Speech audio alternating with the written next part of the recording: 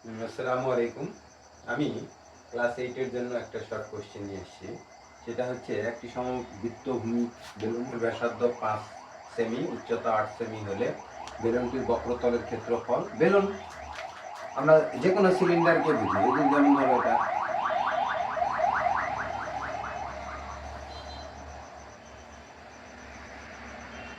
এরকম। তাহলে এখানে এইটা হচ্ছে তোমার রেডিয়াস আর, আর এখান থেকে এইটা হচ্ছে তোমার এটাও আর এটা হচ্ছে হাইট, তাই না? বেলুন বেলুন মানে cylinder, cylinder means cylinder, cylinder cylinder মানে বেলুন। আমরা পাইপ বলতে পারি, এর বিকল্প হচ্ছে পাইপ, PIPE পাইপ।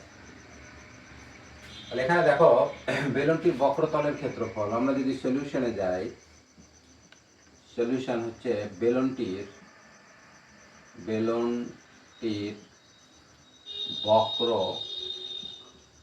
বক্রতলের ক্ষেত্রফল। বক্রতলের ক্ষেত্রফল হচ্ছে কোনটা? যেমন ধরো তুমি এরকম এরকম দেখো, এটা এটা এটা হচ্ছে একটা বেলুন যদি হয়, যেমন ধরো এটা একটা বেলুন যদি হয়, আমরা মুড়ে নিলাম, ধরো এটা বেলুন, এইটা বেলুন, সমবৃত্ত ভূমিক বেলুন যদি হয়, তাহলে আমরা বক্রতলের ক্ষেত্রফল বলতে আমরা যখন এইটাকে কেটে এরকম করে দিব, তখন এইটা কি হয়ে যাচ্ছে? একটা আয়তাকার বস্তু হয়ে যাচ্ছে, আয়তাকার ক্ষেত্রফল হয়ে যাচ্ছে, হচ্ছে কি না? তাহলে এই এই জিনিসটা হচ্ছে তোমার হাইট, এইচ। তাহলে এই সাইডে ছিল কি? তাহলে আমরা এটাকে পরিধিকে এইচ দ্বারা যদি গুণ করে দিই, তাহলে আমরা বক্রতলের ক্ষেত্রফল পাবো। তাহলে পরিধি কত ছিল? 2πr into H. এখন আমরা এখানে মান বসাই দিব, 2π এর মান বসাই না, আর এর মান কত দিচ্ছি? রেডিয়াস, রেডিয়াস 5, এইচ এর মান কত দিছি? 8। কোশ্চেনে উল্টাপাল্টা থাকতে পারে, এখানে 10 থাকতে পারে, এখানে 18 থাকতে পারে, যা থাকবে এখানে। তাহলে আমাদের এখানে 5 40, 40 দুগুণে 80 এখন প্রশ্ন হচ্ছে পায়ের মান যদি দেওয়া থাকে কোশ্চেনে, পায়ের মান মনে করে দেওয়া আছে 3.1416, তাহলে এটার উত্তর আসবে আমাদের, আমি এখানে করে দিচ্ছি 251 দশমিক হচ্ছে 328 বর্গ সেমি। প্রায় লিখবেন, প্রায়, কারণ পাইটা হচ্ছে নিজে একটা অম্লত সংখ্যা, অম্লত সংখ্যা। আমরা এখানে আরও ডিজিট থাকে, এগুলো আমরা লিখি না, এই জন্য এখানে দশমিকের পর 3টা ঘর যদি নেন, তাহলে বর্গ সেমি প্রায় লিখে দিবেন। আবার যদি কোশ্চিনে এই মানটা যদি কোশ্চিনে 80 দশমিক, মনে করো 3.14 দেওয়া আছে, তখন তোমার এটার উত্তর হবে 251, ঠিকই থাকবে, আর এখানে হবে শুধুমাত্র 2, এটা বর্গ সেমি। ঠিক আছে কিনা? বর্গ সেমি, এটাও প্রায়। তাহলে পায়ের মানের উপর নির্ভর করবে। ক্লাস 8-এর যেহেতু, আমরা 9-10-এ এইটাই ব্যবহার করব, কিন্তু এটাও দেওয়া থাকতে পারে। কোশ্চিনে যা থাকবে সেটা দিয়ে গুণ করবেন। পায়ের মান যদি 3.14 থাকে, 1/4 দিয়ে গুণ করলে এটা হবে, বাই ক্যালকুলেটর, এটা কোনো সমস্যা নাই। আমরা এবার বের করব হচ্ছে বেলুনটির সমগ্র পৃষ্ঠের ক্ষেত্রফল। বেলুনটির সমগ্র পৃষ্ঠের ক্ষেত্রফল। তাহলে এখানে দেখো, এটা একটা বৃত্ত, এইটা একটা বৃত্ত, তাহলে এটার ক্ষেত্রফল কত? πr², এটা πr²। তাহলে এখানে আমরা 2টা πr² পাচ্ছি। πr² কয়টা? 2টা। আর এখানে হচ্ছে বক্রতলের ক্ষেত্রফলটা কত ছিল? বক্রতলের ক্ষেত্রফল হচ্ছে 2πrh, তাই না? তাহলে এখানে আমরা সূত্রটা তোমরা এইভাবে পাবা, 2πr কমন নিলে এখানে থাকবে r, আর এখানে থাকবে কত? h। এই তো, এটা বর্গ একক লিখবেন, সূত্রটা এইটুকুই মনে রাখলেই হবে। তাহলে এখানে আমরা বসাই দিই, পায়ের মান বসালাম না, আর এর মান কত দিচ্ছি? 5, আর এর মান 5, আর এইচ এর মান হচ্ছে 8। ঠিক আছে? বর্গ একক লিখবেন বা সেমি লিখবেন, এখানে একক লিখে দেন। আর এখানে যেহেতু মান পুটিং করছেন তাহলে বর্গ সেমি দিয়ে দিবেন।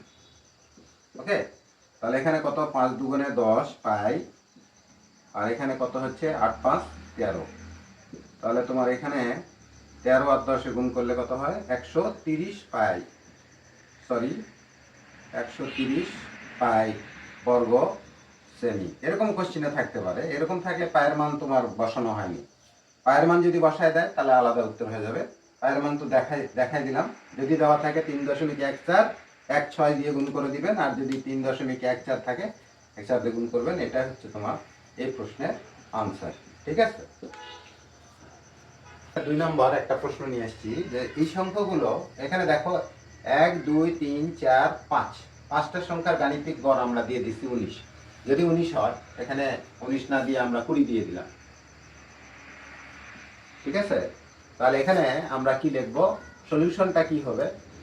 সলিউশনটা দেখো, সলিউশন আমরা এখানে এইভাবে লিখব, 17 যোগ 25 যোগ 27 যোগ 23 যোগ এক্স। এই যে এক্স, এটা একটা সংখ্যা আননোন কোয়ান্টিটি, এখানে দিয়ে দিলেন। তাহলে 1 2 3 4 5, 5 দিয়ে ভাগ করে দিলেন। তাহলে এই গড়টা কত পাওয়া গেল, 20। যা থাকবে এখানে গড় বের করবেন, আর ওই গড়টা এখানে দেওয়া আছে, কি জন্য দেওয়া আছে, এই এক্স এর মানটা বের করার জন্য। তাহলে এখানে কত হচ্ছে আমাদের, এই 5টা এটার সঙ্গে গুণ হয়ে যাবে, তাই না? তাহলে এখানে আমাদের এটার যোগফল কত, 92। যোগ করে দেখো, 7 22 2 92 হচ্ছে। আর এক্স তো থাকবেই, আর এখানে হচ্ছে 20 সঙ্গে এটা গুণ করে দাও 5। ঠিক আছে, তাহলে এই মানটা এখানে রাখলাম, এক্স থাক, এখানে কত, 5 20 100, আর এখানে বিয়োগ করে দাও 92। তাহলে এখানে অতএব এক্স এর মান পাওয়া গেল কত, 8। উত্তর এটাই হতে পারে, তাই না?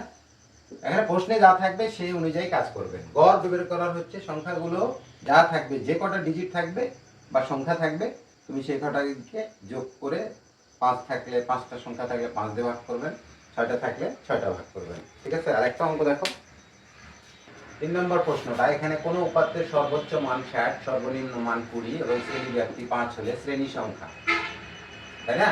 এখানে দেখো আমি একটা জিনিস দেখাচ্ছি, 31 থেকে মনে করো 31 থেকে 40 দেওয়া আছে। এখানে সর্বোচ্চ মান হচ্ছে, এই শ্রেণীর সর্বোচ্চ মান হচ্ছে এটা 40, আর সর্বনিম্ন মান হচ্ছে এটা। শ্রেণী ব্যবধান কত? শ্রেণী ব্যবধান হচ্ছে তোমার, শ্রেণী ব্যবধান বলতে আমরা এখানে 10 বুঝবো।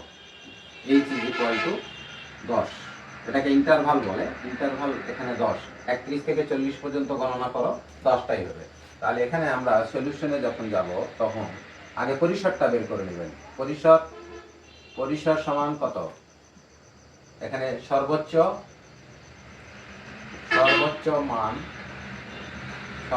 মান বিয়োগ হচ্ছে সর্বনিম্ন মান যোগ, এখানে দেখো সর্বনিম্ন মান যোগ হচ্ছে কত, 1। তাহলে এখানে আমাদের কত হচ্ছে, 60 বিয়োগ হচ্ছে 20 সর্বনিম্ন, এখানে যোগ হচ্ছে কত, 1। তাহলে এখানে আমাদের 60 থেকে 20 গেলে 40, যোগ হচ্ছে 1, তাহলে এখানে কত হচ্ছে 41। আমাদের শ্রেণী ব্যাপ্তি দেওয়া আছে, তাহলে আমাদের শ্রেণী সংখ্যা বের করতে হলে, শ্রেণী সংখ্যা আমরা জানি যে এরকম করে যখন আপনারা টান দিবেন কয়টা হবে সেই শ্রেণী সংখ্যা, এখানে 1, এটা 2, এটা 3, এরকম করে আসবে। তাহলে আমরা এখানে লিখব শ্রেণী সংখ্যা ইজ ইকুয়াল টু, এখানে পরিসরকে ভাগ করবেন কি দিয়ে, শ্রেণী ব্যাপ্তি দিয়ে। কি দিয়ে, শ্রেণী ব্যাপ্তি।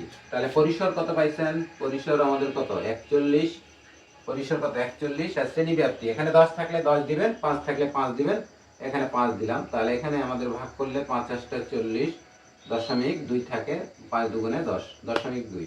তাহলে এটা অ্যাপ্রক্সিমেটলি ভ্যালু আমরা নিব, এটা হচ্ছে কত, এইভাবে দিবেন, এরকম একটা চিহ্ন দিয়ে দিবেন, হ্যাঁ, এখানে নয়, কত, কারণ ঘর সংখ্যা তো তুমি এখানে দশমিক করতে পারবেন না, এই জন্য এখানে দশমিকের পর যাই থাকুক না কেন, এখানে 8 এর অতিক্রম করে গেছে, 9 এর কাছাকাছি যাচ্ছে, এই জন্য 9 দিয়ে দিবেন। এখানে 5 থাকুক, 7 থাকুক, 8 থাকুক, দশমিকের পর তুমি এটা পূর্ণ সংখ্যাটাই নিবে। পূর্ণ সংখ্যাটা নিলে তোমার শ্রেণীর সংখ্যা বের হয়ে যাবে। তাহলে এখানে আমাদের কয়টা ঘর করতে হবে? 9টা ঘর করতে হবে, এরকম করে 9টা, তাই না? এই করে নিবেন, ঠিক আছে। আরেকটা অঙ্ক দেখো, এখানে দেখো 1 থেকে 20 পর্যন্ত মৌলিক সংখ্যাগুলোর গড়। তাহলে সলিউশনে আসো। 1 থেকে 20 পর্যন্ত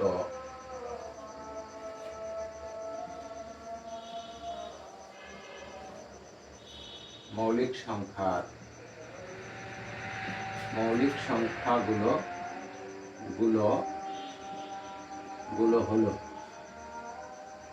হলো 1 থেকে 20 পর্যন্ত সংখ্যাগুলো লিখবেন। এর মধ্যে 1 হবে না, 1 সহমৌলিক সংখ্যা, এই জন্য 2 থেকে শুরু হবে। 2, 3, 5, 7, তারপরে হচ্ছে কত 11, 11 পর হচ্ছে কত 13, 13 পর হচ্ছে কত 17, 17, 19। এই 8টি সংখ্যা দেখো, 1, 2, 3, 4, 5, 6, 7, 8। তাহলে এখানে গড় কিভাবে বের করবেন? এটা সমষ্টি আগে বের করবেন। সমষ্টি বের করলে কত হচ্ছে, আমরা এখানে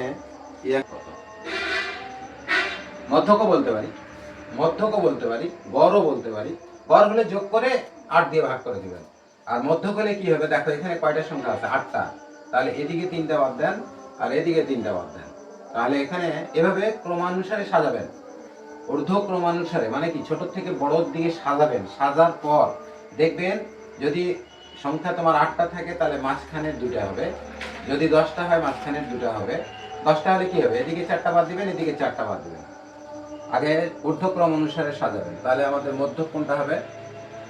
মধ্যক সমান হবে 7 যোগ 11 ভাগ হচ্ছে 2। তাহলে এখানে কত হচ্ছে 18, 18কে 2 দিয়ে ভাগ করে কত হচ্ছে আমাদের 9। তাহলে এটার উত্তর কত? 9।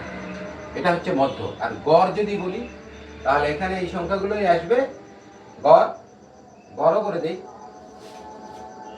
গড় করে নেবেন নাকি? গড়, তাহলে এখানে গড় হচ্ছে কত? 8 দিয়ে ভাগ, কাকে ভাগ? 2 যোগ 3 যোগ 5 যোগ 7 যোগ 11 যোগ 13 যোগ 17 যোগ 19, তাই না? তাহলে আমাদের এখানে হচ্ছে 8 দিয়ে ভাগ। আমরা সংখ্যাগুলো যোগ করে নিব, ক্যালকুলেটর নিয়ে নেই। এখানে 77 আসলো। 77কে 8 দিয়ে ভাগ করলে ভাগ হচ্ছে কত?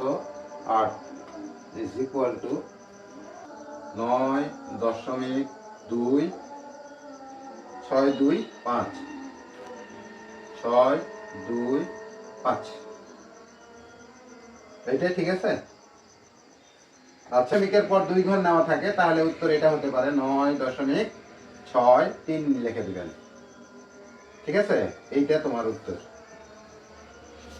ওকে, দেখো একটা আমি সারণী দিছি। শ্রেণী ব্যাপ্তি ছিল তোমার 10 থেকে 19, 10, 11, 12, 13, 14, 15, 16, 17, 18, 19। তার মানে এখানে শ্রেণী ব্যবধান কত? শ্রেণী ব্যবধান হচ্ছে তোমার 10, তাই না? আর এখানে এটা গণসংখ্যা। যদি এখানে ক্রমযোজিত গণসংখ্যা তৈরি করতে বলি তাহলে এখানে এই লম্বা করে করবেন। আমি এখানে একটা প্রশ্ন দিলাম, এখানে 1 নম্বরে একটা প্রশ্ন দিলাম যে প্রচুরক শ্রেণী কোনটি? ধরো প্রচুরক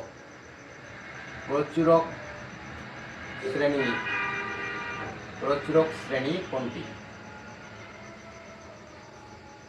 তাহলে এখানে দেখো প্রচুরক শ্রেণী আমাদের কোনটা হচ্ছে? এটা গণসংখ্যা সবচেয়ে বেশি যেটা থাকবে সেটাই হচ্ছে প্রচুরক শ্রেণী। তাহলে প্রচুরক শ্রেণী হচ্ছে 50 থেকে 59।